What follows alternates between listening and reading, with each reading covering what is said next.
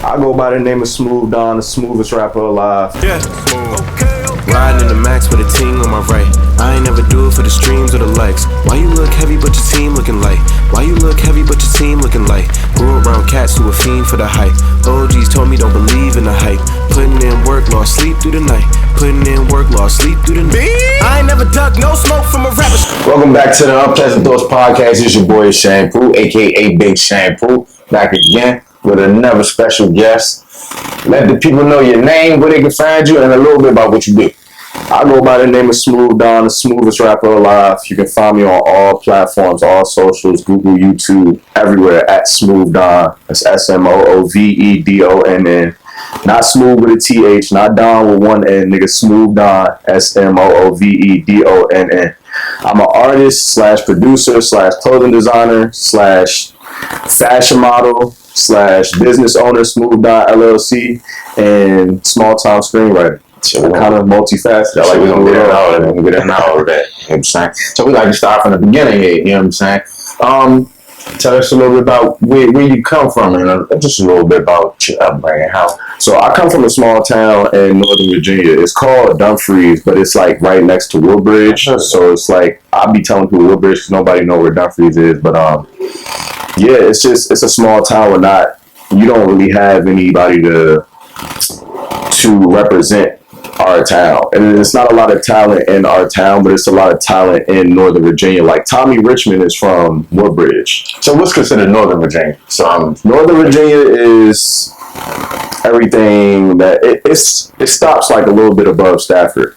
But a lot of people would, because you used to record in Fredericksburg. Yeah. My boy. So a lot of people have different opinions. Like you ask niggas from Maryland or DC, they'll be like Northern Virginia is only Alexandria. I have no idea. And Springfield, all of that. But I mean, I feel like the DMV stops at Stafford, and like even Stafford is pushing it. So okay. I feel like because my aunt lived on Stafford, so I've been there, but it was a drive to me. So I'm not the DMV, the regulator. I'm not a DMV decider. I'm not gonna regulators. I'm not gonna discredit or credit nobody. Yeah. I'm not sure. It's just definitely not Richmond or I'm from Murder. Ain't like DC don't want to claim nobody. No, they don't. So just a little bit about your upbringing. How was that? So my upbringing, I grew up really sheltered. Like I had both parents in my life that was just always making sure that I wasn't in no bullshit. You know what I'm saying? Because I do have family and cousins that do live in the hood and bullshit. Just live in rough parts. Like I got family from everywhere. I remember when I was like little, I was like 8 and visiting Fort Lauderdale for the first time. Going down to Broward and just seeing like my cousins with grills and they wild, you know what I'm saying? Seeing them with wicks and grills in their mouth and seeing the Suburban with the big ass stereo system in the back, like a whole bunch of other shit. Just people slumped over on the street, like, and that my first time seeing that, like, damn, we ain't living nothing like this. But it just went to show like how much work my parents did. How they did their part to make sure that I didn't have to make sure. You know what I'm saying? So, you got siblings? I do. I got 2 older brothers. They in their they in their 30s, mid 30s, and late 30s. But yeah, just growing up, just sheltered. I couldn't really do much, but at the same time, I just had a lot of love around me, and music was like heavy in my household. Like my mom, she would raise me on like Lauryn Hill and like Keisha Cole and like the old Big and all of that. But then you have my brothers who would put me on to like Jay-Z and Wayne. You know what I'm saying? I was like 5th grade listening to the Carter Project, the Dedication Projects. You know what I'm saying? Young, had no business listening to them. You know what I'm saying? Young on it. And then I had my cousins that was like I was really close to that put me on to the J. Cole and Big Sean. So I feel like I kind of had a mix of a lot of generations of music all in one. All different sections of your family put you on to something different. Correct. So what is it that you probably feel like you gravitated towards more? In terms of what, like, just like artists, like when you were younger, like, because Lauryn Hill, she can rap and sing, like R&B, rap. Which one you think was like that? I want to say the ones I gravitated more towards is definitely the era that my cousin brought me up, which was J. Cole. That's my favorite artist. But I want to say I grew more of appreciation for people like Lauryn Hill when I got older. Like when I was like, because I'm 22 now, but when I was like 19, 20, that's when I really started diving into Lauryn Hill. Yeah, so some of the stuff you heard when you was younger, you like, I just knew it. You did, but once you got older, you really listened to it. Exactly. Maybe understood exactly a little more. 100%. So I get that. That's how my mother. Because I was never really an Outkast fan, but then my cousin just put me on to the Criminal album, and I love that album. I'm like, I never knew they was rapping like this. Got this thing on. Yeah. So now I think that is when we younger, a lot of it we don't appreciate it. Like that's me personally. Like I listen to like music way before my time. Artists that probably weren't even alive when I was there. But my mother put me on to some of it. Like I would hear her play it, but like once I got older and listened to it for myself, oh, that shit. Yeah. That's a fact. That shit. Absolutely. They talking that shit. When was it that you decided to get into music yourself? So I tried it in middle school because I was like real heavy into basketball. I thought I was going to the NBA. I had hoop dreams. I ain't gonna lie. You know what I'm saying? So middle school, I tried it, but at the same time, like my focus was still basketball. I was just fucking around SoundCloud, and nobody in the school liked it. They was clowning me. And listening back, I'm like, I actually had a little heat on me. I think y'all was just listening back, you hit your potential back then. I heard my potential, but you know, like we're in the DMV, so it's like the free car trap music is like that's what. When I was in middle school, Q the Fool and Shabazz, all them niggas was light show. Like I wasn't rapping like them. I was just still lyrical in my own middle school way, so I wasn't really like. So when you started, who was it that inspired? Like, what was like probably your number one inspiration for us rappers? Wayne at the time. And he's still in my top 5. He just, you know, I grew more of appreciation toward the other guy. Yeah, but what got me to start rapping is once I got to high school and I really seen the politics that go into high school, because I played for a school that like went to states almost every year. I played for Potomac High School in Virginia. They always going to states. So it's like schools like that, they always got their kids recruited. Like always, they know who they want on their team. And me coming into the program, it was like they already knew who they was going to have on their team for the next 4 years. And granted, I played, but I just seen like, okay, I don't fit into this program. I'm not one of the ones that they really. Yeah, I don't fit in. Yeah, I'm not. Y'all didn't plan for me to be y'all planned for me to be a role player in the pro. Which I don't. You know, back then I had animosity about it, but now I'm like, yeah, everybody want to make it. Especially like in that age range, like absolutely. So I'm like, you know, now I look back, I'm like, I don't really sweat it. So then my friend, TJ the artist at the time, he was just basically like, he was a lyrical rapper in the area in the school, and I gravitated towards his music. And you know, being 14, 15, 16, niggas ain't rapping lyrical, and he was one of the ones that was rapping lyrical, so I gravitated towards it. And at the time, we was on the Xbox party one day, and I was just like, you know, I rap too. He was like, you don't rap. And I'm like, I had stuff written down, and I rapped to him, and then when I rapped it to him, he was like, yo, I'm not even playing with you. Like, take this serious. Like, you might think I'm playing because like we cool, but I'm dead ass serious. Take it serious. So then I'm like, I took his advice, and this is why I'm still hooping, but I'm not really getting that much tick. So I'm like, I'm writing in the locker room. I'm writing before practice. So then I put out my first song, and then like everybody that was in like 10th grade was like, yo, like this you? Like, no, this ain't you. Like, this is hard. Like, keep going. And like, did you have like your own beats? Like, not saying like you purchased them, but like, you know, that's what I'm saying. Like, when I used to rap all beats, the songs that we already, you know what I'm saying? You know those songs, like the instrumentals. Yeah, that's what I was. It was a mixture of that and stealing off of YouTube. Oh, no, I didn't know nobody. I ain't had no producer. I ain't know how to do that. That's what you know what I'm saying? So once I did that and started seeing the traction, and more people started like showing love, I was like, okay, this can be a real thing. And then I was starting to get more love than I was on the basketball court. You know what I'm saying? So it's like, niggas wasn't looking at. I was walking through the school with my warm up. Sometimes they used to make us dress up before the games, but I was getting more love. Right, playing football. Had to put the tie and the blazer on, but I was getting more love as an artist more so than an athlete. And it's just like, okay, let me let me hone in on this. The love feel good. Absolutely. When it's especially in high school. Absolutely. Cause no funny, I was rapping in high school, and it was like some girls, they knew my song. I was like, okay. And you'd be surprised. Like, all right, word, I like that. You heard my shit? Yeah, so I used to sing the hook to me and all that. I was like, had you feeling like that? You really was listening to that shit. You feeling like that nigga. You really was listening to that shit. And I would say, in my time, wasn't nobody rapping in this area. Nobody, for real. Probably Wale probably was the only rapper. Like, it was like, I got a tag about it, but it was like Go-Go. Go-Go was just, it was hot. That's it. That's all my book was. It was like, the free content, none of that shit. Wow, you know what I'm saying? But it was just, it was difficult. But, where did you, like, SoundCloud when you first posted? Correct. Yep. SoundCloud posted 2 tracks. So did you promote it, or did they just catch wind of it? They just caught wind of it. And granted, like, not the biggest thing at high school. Like, it's still a lot of people that don't know about me, but I'm getting a good 50 to 100 listens. That's a good amount. Yeah, I'm getting a good 50 to 100 amount in school.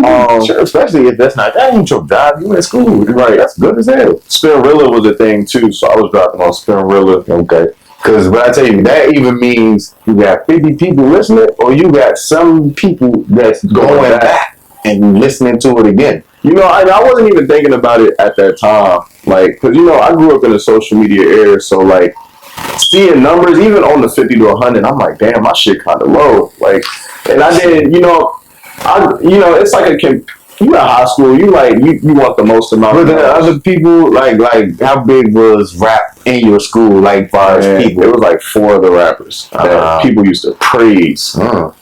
That's not even around no more. Like, not saying they died, but like they're not relevant. They're not relevant. You know, that goes to show just how much work it is, and like the difference between the people that do it because they love it and the people that do it because they want the accolades and they just want to look cool. You know, I started this. That was 7 years ago. I'm still pushing. This niggas that's not even touching the mic no more. You know what I'm saying? So what is the one song that you did that made you feel like, yeah, that's me? Beginning, like starting off. I mean, at any point, like the one song you did, it may not even be the crowd reception. You just might listen back and be like, oh yeah, I got this shit. Ah, that's so tough because I used to feel like every song I put out was going from the start. Yeah, that sounds like I always had confidence. That's hella confidence. Like a lot of people don't get that. That's a very, very important thing. Mm-hmm. Yeah, a lot of people don't have it. Is confidence. I think what did it for me that showed me like, oh nah, you ready was like when I put out my first project on Spinrilla to sit down and hone in and write out songs and then put together 10 songs and put it on a project. When was the first project? When did that come about? This was like 2018. I was like 16, 17. Oh, so you put out still like school. Yeah, still in school, but to put out and see how the process of a whole body of work goes. Because my uncles, they're producers and they have a studio in Waldorf. And that's essentially after I told them I'm taking music serious. Shout out to Naughty Land Studios. After I told them I want to take it serious, I remember going over there for like football games and stuff, and they were like, they have the studio room in the back, but nobody would ever go in there. Like once or twice every now and then, but it's like it's studio equipment, so they don't just want people back there. You got to take that shit serious. So then when I tell them, and they're like, all right, step into the lab, and then I like realize what's going on. I'm like, oh, like all this was back here, like. They got the mixers, they got the glass. My cousin had a studio. I'm looking like a lot of shit. Right, this is expensive shit. Like this shit was over here. This shit downstairs. Then he had like some shit upstairs. Like it's not as much upstairs, but you can still do some shit, cut some tracks. Yeah, you still can make some shit up that joint. Yeah. So nah, I get that. So seeing the whole process of how that goes was definitely like I can do this. So when did the production come into play? Was that in high school too, or was that something that you decided to do? Yeah. You say that didn't come. I know you produced, but you said you produced. I heard, but that didn't come till like that came like 2 years ago. Honestly, I was trying to make beats like.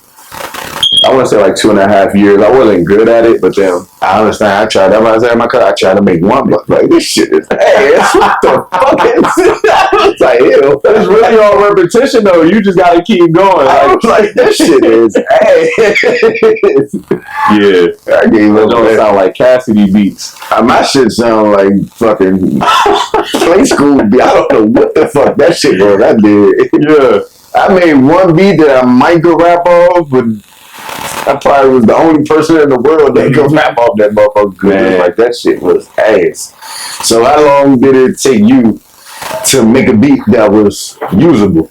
I want to say like I said, 2.5 years. I want to say like a year and a half in. I made a beat to my song. It's called "What the Fuck," and I made a beat and I liked it, so I rapped on it, and even that was like perceived good. So I'm like, I was like kind of nervous because when I made the beat, it's like I know it's good, and that's when I'm like still. It's a confidence thing. I'm like, bro, I'm gonna put this shit out because I think it's good. But at the same time, I'm like, what if people think it's beat? You still think about beat is ass. Still think about what So I'm like, the lyricism was there, but I'm like, what if the beat is ass? So I put it out and people liked it. So I'm like, okay. So then I want to say like a track after that, I produced it and people liked it. But shit, I played that song for Timbaland and he hated it. So, but he didn't like the beat or just he said everything just sounded outdated, like all the lyrical shit. So what did he like? What was it similar to? Like it would sound like some early 2000s. What did he say? I didn't see what he said. I could play the video for you. I'm gonna check it out. He was just saying like, nah, this shit. Because I'm saying he like on the stream reviewing. He was just like, this shit sound outdated. Like it's a no. Like no, he rapping too. He just clowning me. Like you know what I'm saying. So granted, that was the second one I produced, but then like the shit on my last album, that's when I really started honing in and really started getting in my bag, and that's some shit I'm really proud of. The stuff I produced on my last, I produced like 5 tracks on my last album. Smokers, people love them when I perform them. People love them. When I still listen to them to this day, I love them. Like so, do you feel like you're gonna get to a point where you're gonna make a project where you produce the whole thing? I could definitely see that. I could definitely see that soon. Right now, because I have EPs, like my last EP, I produced like 4 to 5 tracks. I can see it happening, but right now, I'm an artist first, so I really just wanted to get into the fact of just like knowing I can do it just to do it. But like in terms of putting out full projects, not yet, because I still got other producers I want to collab with other people. You know what I'm saying? But just to know that I can do it, it's just like, I don't want to go on YouTube no more. I don't want to do no more. You produce for someone else? Yeah. So there's this so I produced for one of the artists that was on my team. She is on my team. Her name is Mary with the Jane. Produced for her. That song is like only on SoundCloud. Yeah, she's super dope. Got vocals of the angel. I produced for my boy Yusuf.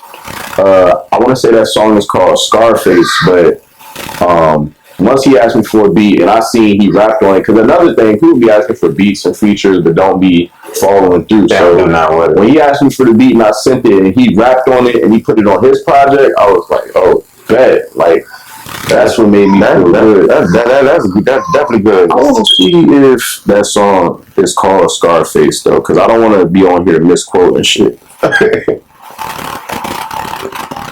Yes, the song is called. So that's the one you produced for the one I produced. Okay, got you. Could you say your team?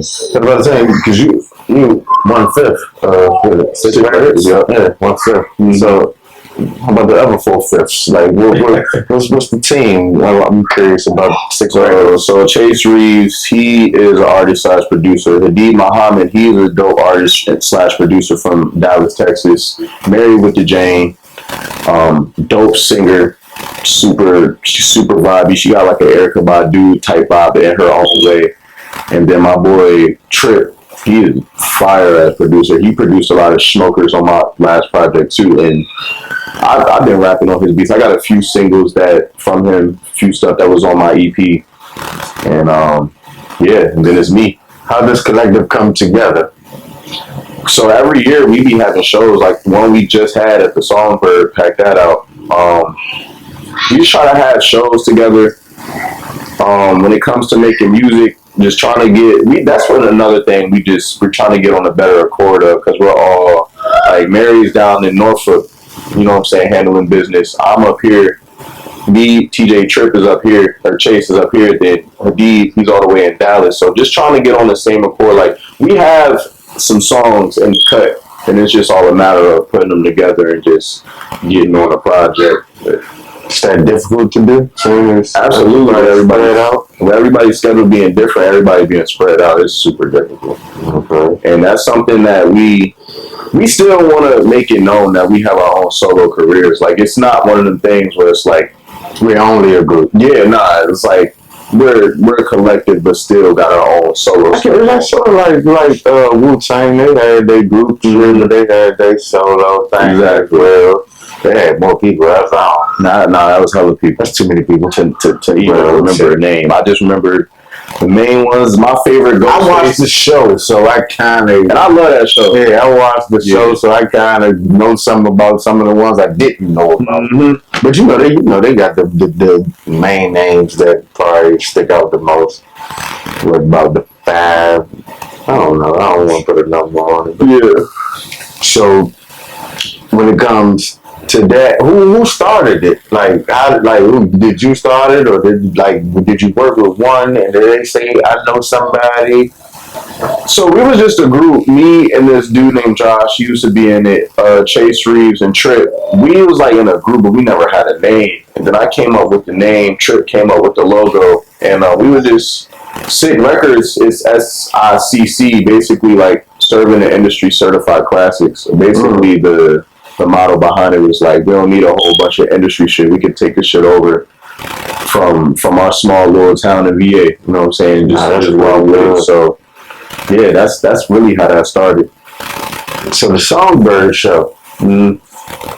Curious about us here about that. How was that? Like when it comes from putting it together to executing it. We want to start from the putting it together. So how was that?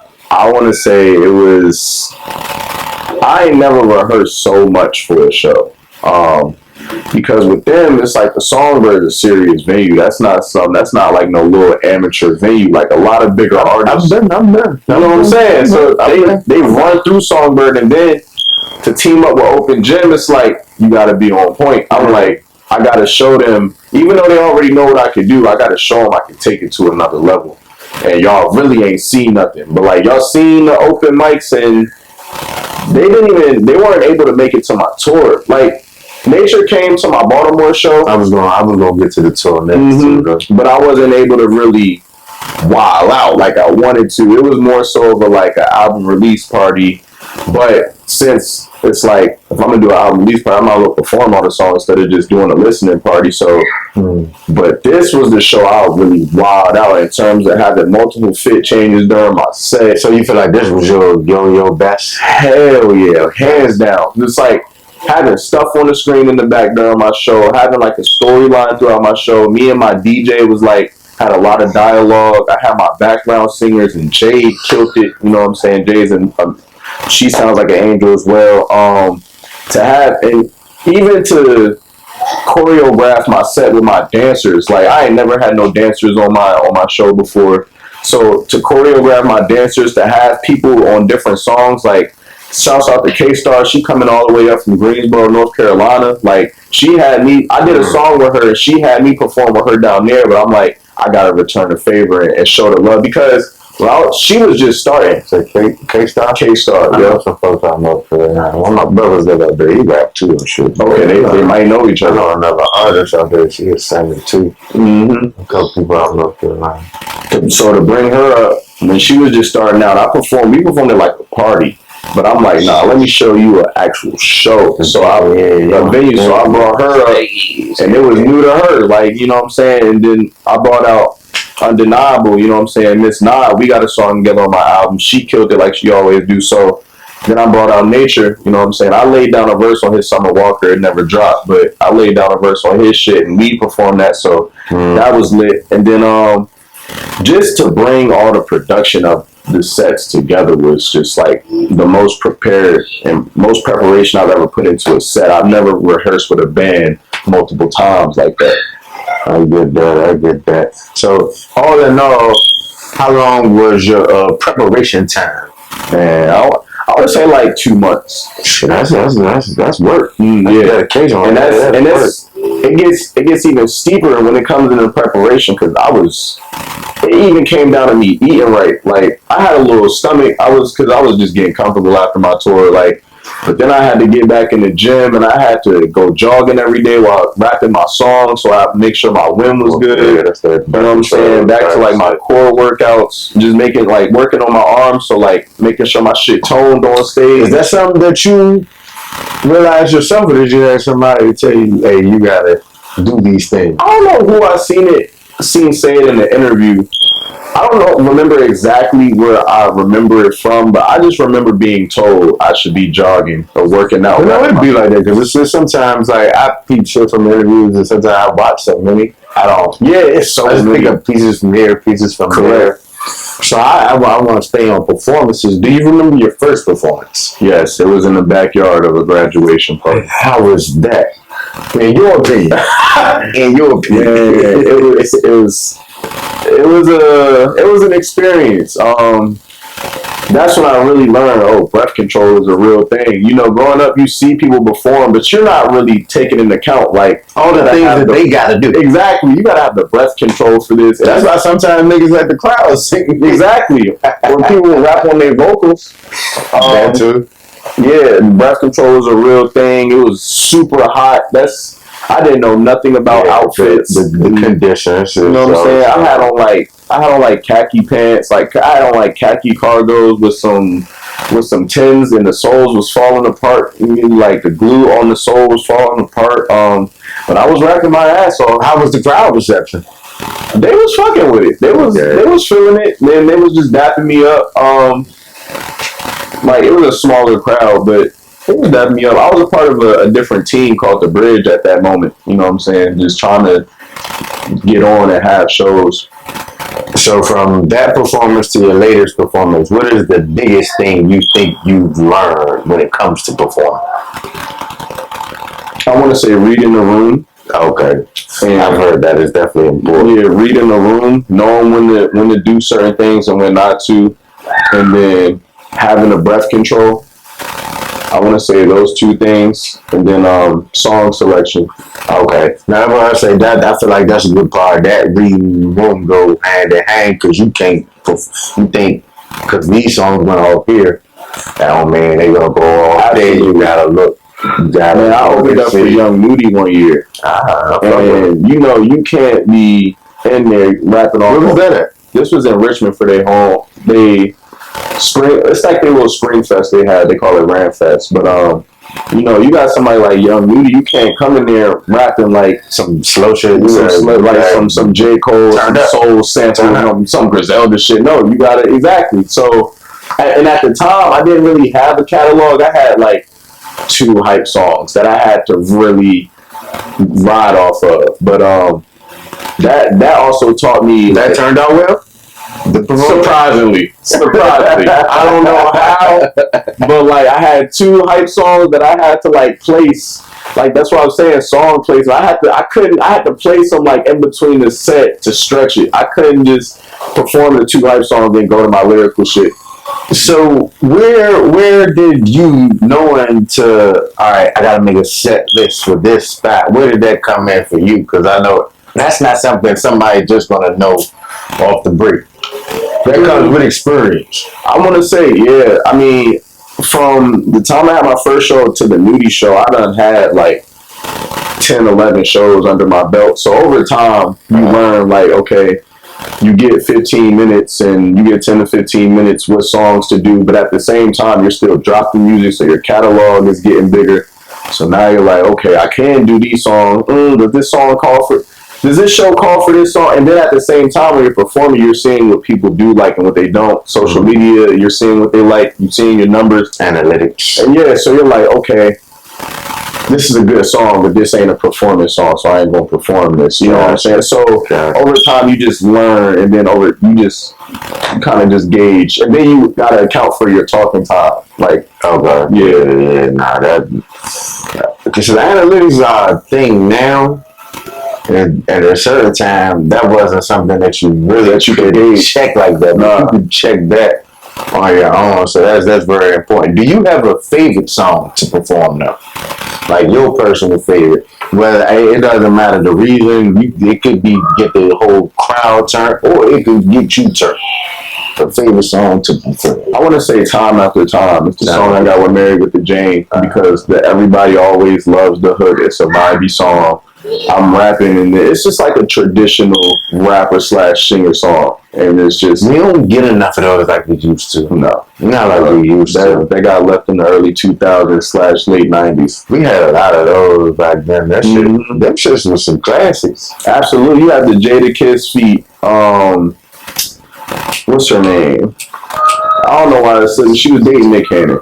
Slipping Christina? Nah, when Nick Cannon did a lot of people. The K-I-S-S. I know what you're talking about, but I don't know who was on that joint. Is her name Mariah? I don't know. Mariah Carey. It's ex-wife, Mariah Carey? Mm-hmm. Okay. You know what I'm saying? You had that. You had another joint with Mariah Carey, Busta Rhymes. Baby, if you get rid of me. That shit crank too. She sung that. She on that song. I didn't know that. Like I said, that's one of the things that you just hear. You know, you got Murray and Method. Yeah. This is like you even had Mary with Hov. I think we need to.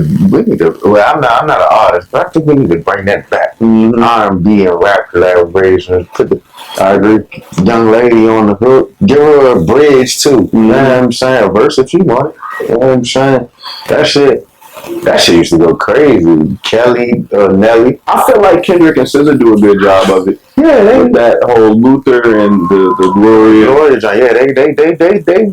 I'm trying to think of who else. It's really more of a rare thing. Yeah, it's not like it was before, and I don't really know if it's because the length of songs have changed. Back then, songs would be 4-5 minutes. Now, I've heard artists say that attention span. Yeah, I've heard artists say songs might be like 2 minutes or something, because then they more worried about streams. Because the song crank, but it's only 2 minutes, so I'm gonna play it back, and that's gonna equal. I think Boss Man D-Lo said something like that. Like his song only be 1:30 seconds.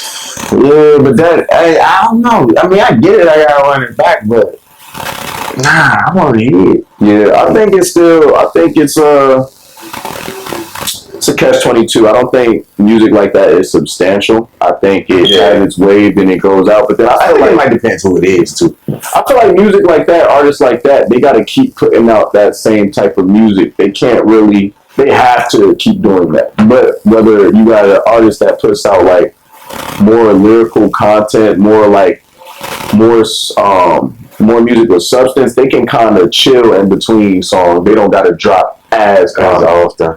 Like, Kendrick not really a dropper. He also came up in the era though where blog era. So I feel like I don't really want to delve into it, but I feel like the beat was probably like one of the greatest things to happen to him, because he wasn't dropping. But all right, this is a good opportunity to drop. Yeah. Then afterwards, I'm finna drop a whole joint on but some shit that y'all gonna like, and that's pretty cool. So the tour. Actually, you was blogging from the tour, though, right? I was. Yeah. I checked you was blogging from the tour. So tell us about the tour. Man, the tour originally it was going to be an album release party in 4 cities that I performed in multiple times. That I got a small ass following of. You discovered that from the analytics?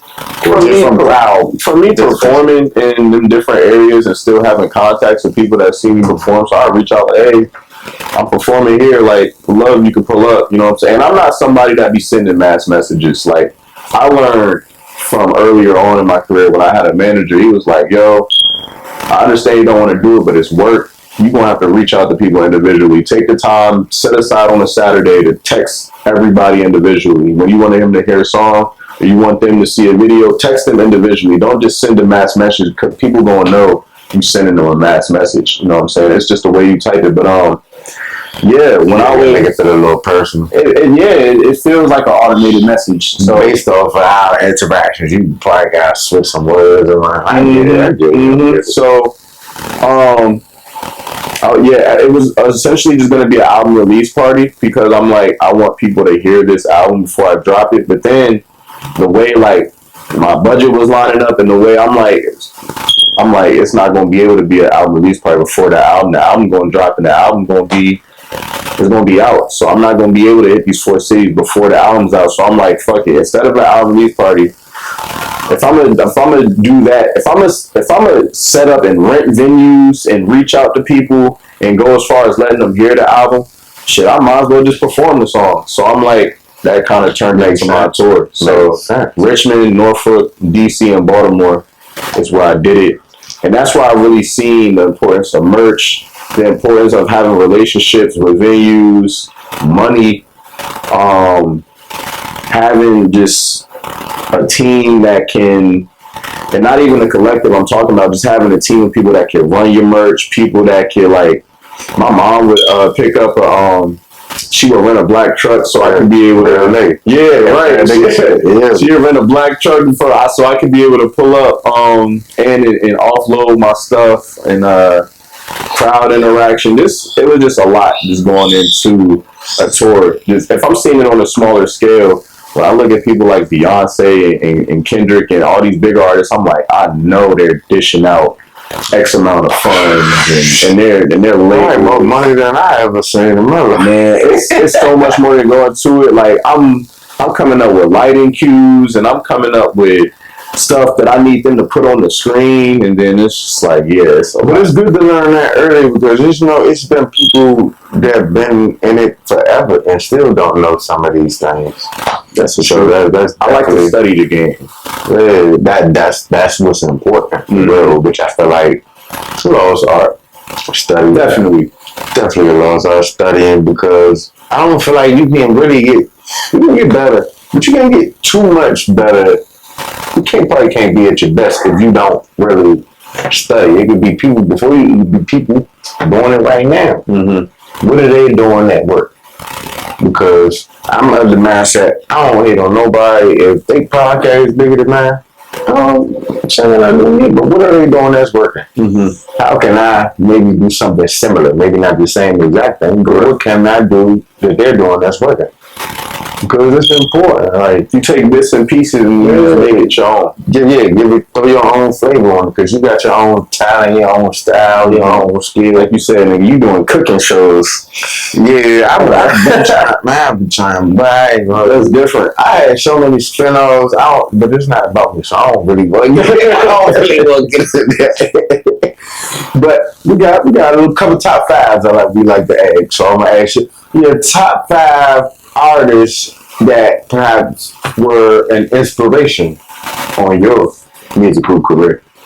They're not an inspiration, like, or your favorite, whatever. So my top 5, I want to say inspiration. I want to say Cole, Hove, Wayne, Kanye, and then Benny. Benny the Butcher. But Benny the Butcher is not in my top 5. Pusha T is in my top 5. So he replaces him in terms of my favorite. Benny has more inspiration based off the rhyme syllables and the way he be rhyming words and the pockets he sit in. Because sometimes I like to sit in them same pockets. Gotcha. But in terms of what I listen to more is Pusha T. Okay. So I'm gonna tell you about that too, kind of, because I don't want to get my secret of it. Mm-hmm. But it's so top 5 places that you would love to perform that you haven't yet, anywhere in the world. Nick, no, don't put no barrier on it. Anywhere in the world. I want to perform. And I know this is on a smaller scale. I feel like it doesn't matter. Okay, it matters.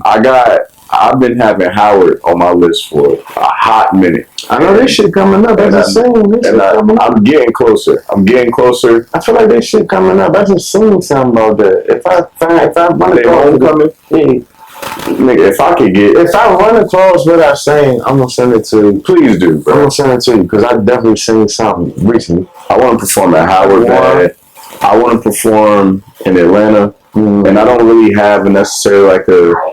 If it was up to me, after going to that GNX tour, I definitely want to perform in the Mercedes Stadium. I want to get. I got some Atlanta family though. I got some Atlanta family too. Right now, I don't know how tapped they into the music situation.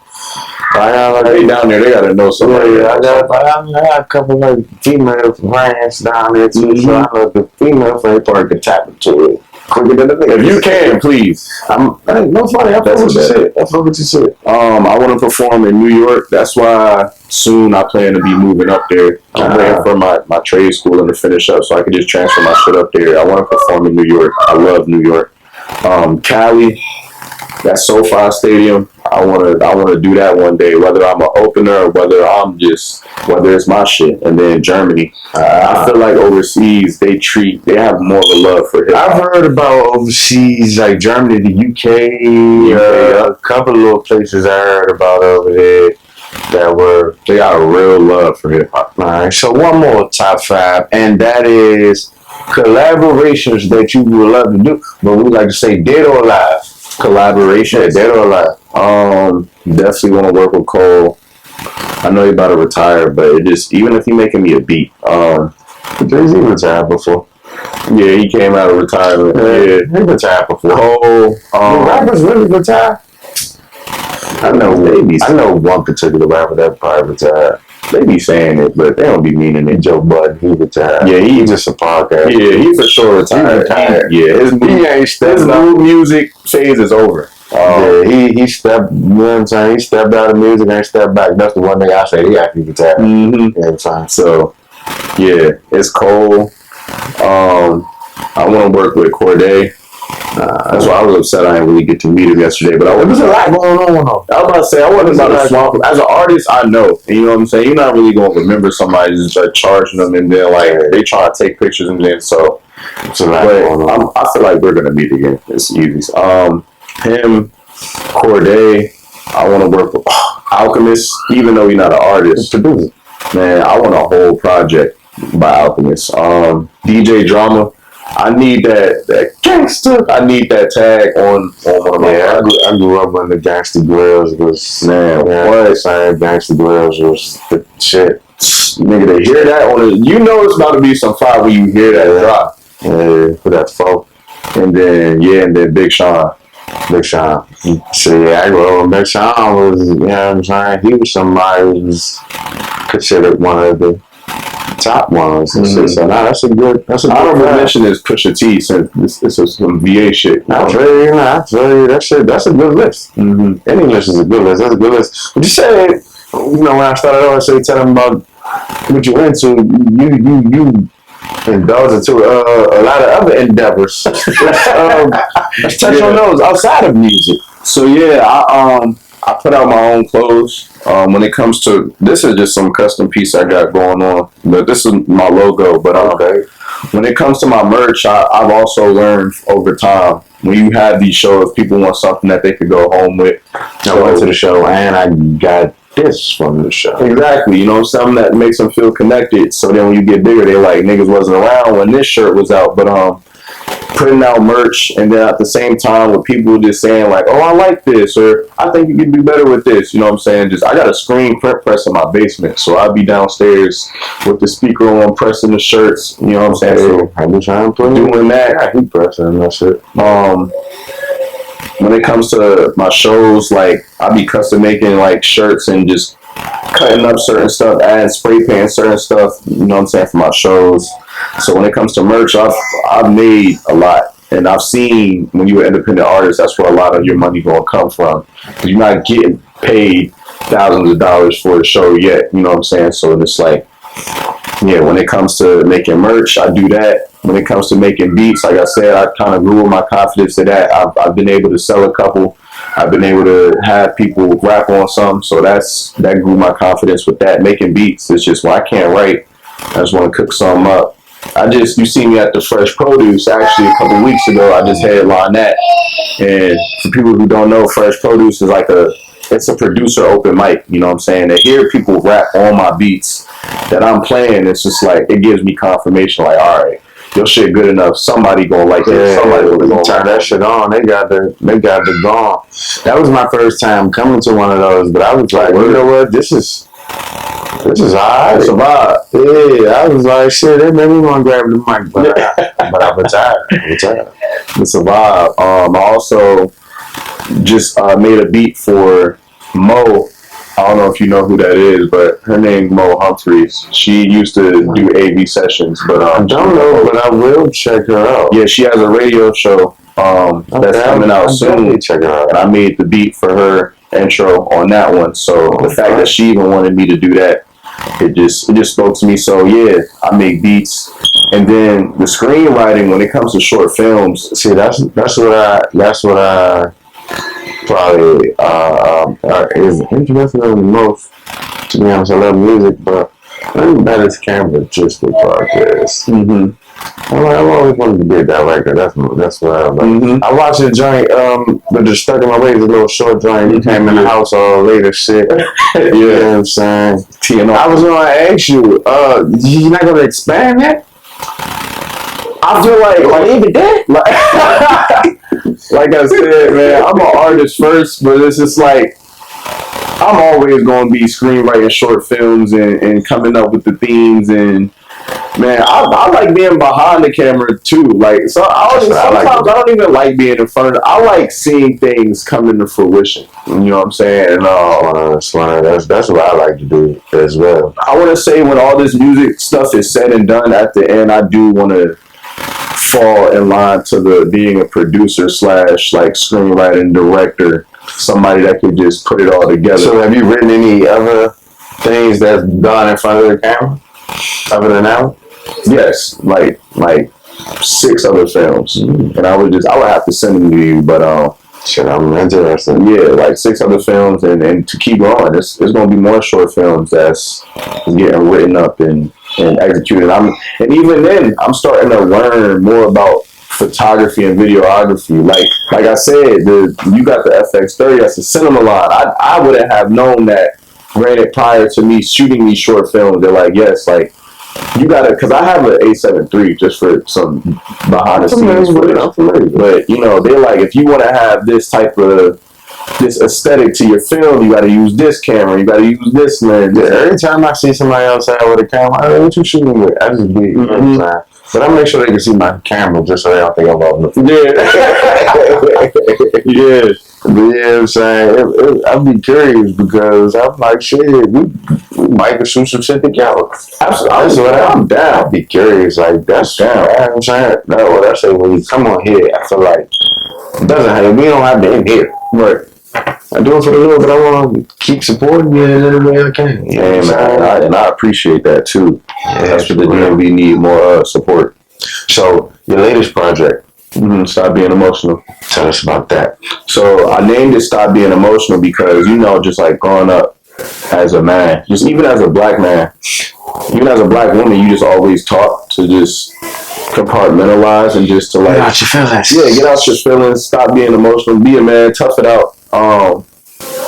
So it was like an oxymoron. Like growing up my whole life, that's what I was taught because, like I said, I grew up with a good upbringing, but at the end of the day, I'm still a human, and I still be going through my emotions, and I still feel certain type of things, and I still have my heartbreaks and my survivor's guilt. And what I will say, it may not be how you were brought up either. Is the people that are bringing you up, they might were taught a certain way. So, like, you know what I'm saying? Not necessarily your fault, but like your father might have taught like get out your feelings. So that might be what he passed down. Maybe that might be what he knows.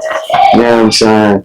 And it's not an easy thing. Shit, I got something. Alright, sometimes nigga, chill out. But I ain't gonna tell him stop crying if it's a valid reason to cry. Cry, you know what I'm saying? Like you feel, bust your face open, make you cry. That shit hurts. Motherfucker. I ain't gonna say stop crying, give you the boy in your face, bleed shit. Cause I bled a lot as a kid. Yeah, cause you was outside. You I was there. We clumsy outside. But I done ran into trees, all type of shit. I done playing football, look back for a pack. My whole face. I was like, oh, imagine shit. But I ain't, you know what I'm saying? I ain't cry. I went and got my face taped up. My mother was like, my mother was a nurse, so she put my shit out. Like, look at it, right back outside, like nothing happened. Let's get it. Let's run it back. So now I get to stop being emotional. But yeah. So to dive in more into that, I was just always met with a sob story that would invalidate mine. You know what I'm saying? I was always met with well, nigga, you grew up like this. Look how I had to grow up, and it always invalidate how I was feeling. That's what I said. But I hate the oppression Olympics. Like we all, it's a lot of that. It's like if I tell, like if you telling me your story, I don't want to hear how you don't want to hear how fucked up mine is. I don't want you want me just to hear you, right? Not compare, right? That's all. That's all. I feel like we as a people got to stop doing. It's just like stop trying to top other people's, like you said, oppression Olympics. So the title's called "Stop Being Emotional," but the project is full of all my emotional, like it's full of emotions that I've been feeling. That's your way to get your emotions out. Exactly. So like from track 1 about my man's dying, where 2 of my good friends dying, all the way up until like the end of it, just summing it all up, it's just like basically the whole project is about all of my suppressed emotions from the time I was young all the way up into a 22-year-old man. And that's a 21 because I think the project. That sounds like good therapy. Is music your number one way to get your therapy in? Do you actually go to therapy? I always felt like music was it. Like I was always, and I still feel like I probably should go, but I feel like I'm able to address my issues and just be honest with myself and then talk about it. So it's a lot of snitching on myself in this album too. Like just, doing things that I probably shouldn't have been doing, moving certain ways that I probably know wasn't right and then blame it. You know what I'm saying? It's a lot of... you're a man. I've been there. But she's just more accountable probably than the rest. So is there a song on there where perhaps like writing the song, it might have been, or maybe even recorded, it might have been the most difficult out of the tracks? Difficult, I want to say it was probably like this song called Relapse, and it was basically about the first time I smoked, and then that was the first verse, and then the second verse was like the first time I like relapsed and like doubled back on a chick I wasn't supposed to be messing with in the midst of me having a girl. And I wanted the girl you had no business doubling back to, but it's like you know what I'm saying, that first time you smoke when you feeling high, that second verse is like you doubling back on this chick. It's like I got the same feeling of I feel high when I'm with this person, and it's like a relapse. But I want to say that was the most difficult because I had a girl at the time, so I gotta listen to her come to me and just be like, so who are you talking about? And it's like, all right, now we gotta have this uncomfortable conversation that I probably should have had with you before I put it on wax. But it's like that's the stuff that I was just like dealing with at the time. It was just like most tough for me. So how was it balancing the music life and the personal life? I want to say it's I be feeling like the music life do be my personal life because I'm so authentic with my raps. So a lot of the stuff, I'm like an open book. So a lot of times it's funny because I feel like people be knowing me kind of a little bit better than I know myself, to where like I'll say some shit and then they're like, you're lying because in your song you said this, and then I'm like, damn, well, I wasn't.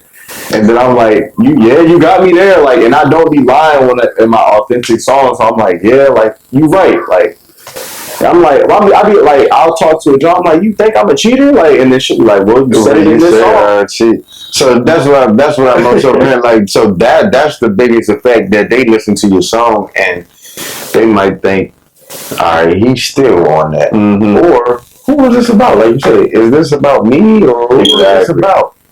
Nah, that's good. Then people would be feeling like they closer to me because like when it comes to you asking if it's my therapy, I'll speak a lot about things that you wouldn't just get from me in a regular conversation. So it's like people be like, damn, a lot of people after listening to my last project was like, nigga, I didn't know you was going through all that. I didn't know you was feeling all of that. Like, nigga, when I try to tell y'all I'm pretty, y'all try to have a bigger sob story than me, so I just shut the fuck up. Nah, I definitely get that shit when people like, hey, blah, blah, then, well, I did this, I did. Man, it's cool, but I didn't come to you about that. yeah, but my thing is, you could tell me that another time, Right. but this really wasn't like about you. I mean, but if you, this conversation probably shouldn't even continue. Yeah. It's like, I get it. You think we compare. Yeah. Because I always say, what you went through, what I went through, you might think your shit worse, but it might affect it. My situation might have affected me in a whole nother way, but I don't want to compare to yours because fucked up is fucked up. I did think about, I have thought about that before, like, what might, like, affect you might not affect somebody else in a similar Everybody's situation. different. Everybody is different. Like the shit crazy. I had one time I had somebody, it wasn't even me saying what I went through. Yeah. It was somebody telling me, she's like, oh yeah, blah, blah, blah. You ain't even been through shit yet. I don't know this person. Mm-hmm. But it was just at event when I was at, and I'm saying, and I'm like, how you know that? I'm like, you don't even know me. You just met. Right. She said, how old are you? I told her my age. And that's what I'm saying. If you would told her age, your age, she really would have played me. But I'm like, blah, blah, blah. She was like, oh yeah. But she told me, she said, you ain't never been shot. You ain't never been kidnapped. And I'm like, I don't know. The only thing You might have to go through that. I said, I'm like, oh my God. I'm like, are them the only things you can go through? Right. But you don't know what I've been through. I say, all right, so when those things happen to you, were you my age yet? She said, no. So I said, all right, so if you were younger than me, now, when that happened to you, how can you say I haven't been through shit because of my age? Because you don't know me. Like, you were young, like, whatever age I am now, you were younger when that shit happened. Mm-hmm. So how can you base what I've been through off my age if you went through that shit at a young age? But I'm like, you getting mad at me. Like, she started getting mad. But I'm like, I'm telling her, like, I haven't been shot or kidnapped. Like, you a victim. Like, you get mad at me, so I start taunting her. Like, you a victim. Right. No, straight up, niggas ain't shoot me. Don't kidnap me. First of all, I'm not kidnappable. What the fuck would they gonna kidnap me for? Can't hold me for ransom, nigga. I ain't gonna pay that shit. I don't think I ain't gonna pay that shit. Man, keep them. Nah, that's wild. That's wild.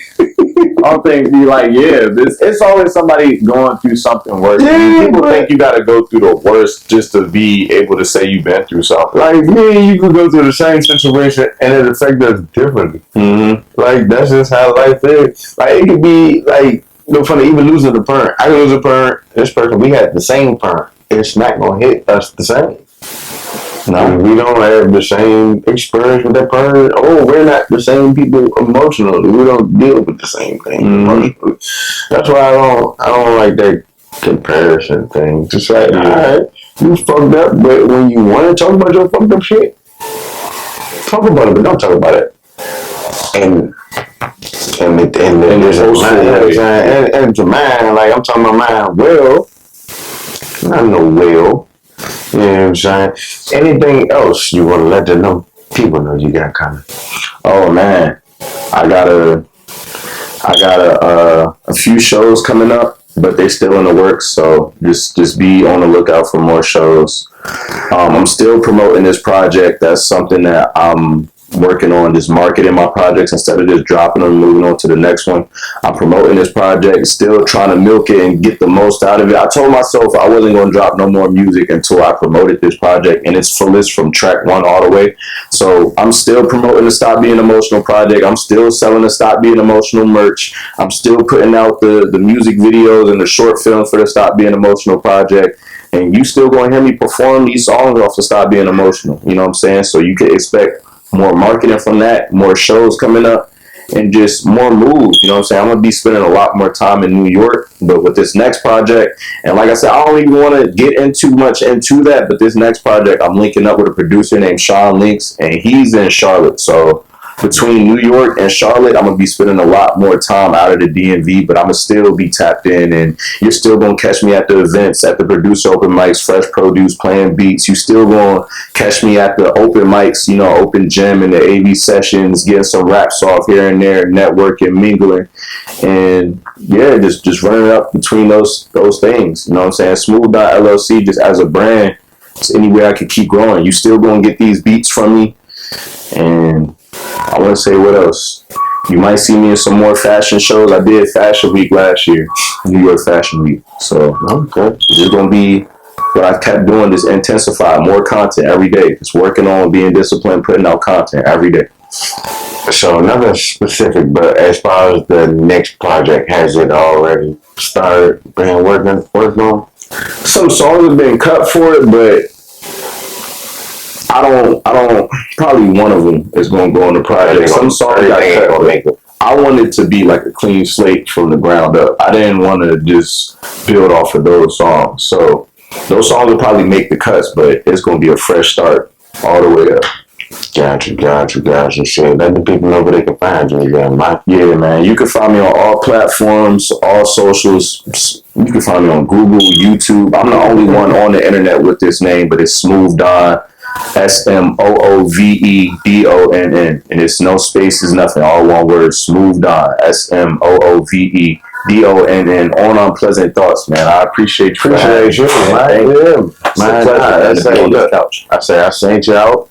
I told you, man. I seen you a couple times. It's talent right there. And we've been trying to get this under wraps. You know what I'm saying? It's better late than never, man. Better late than never, man. I appreciate you, bro. Yeah, man, I appreciate you for giving me the platform, bro. Ain't no thing. Sure. And like you said, it don't got to stop here. Any other platform I can provide for you, I appreciate y'all for tuning in. Thank you. And button, Yes, sir.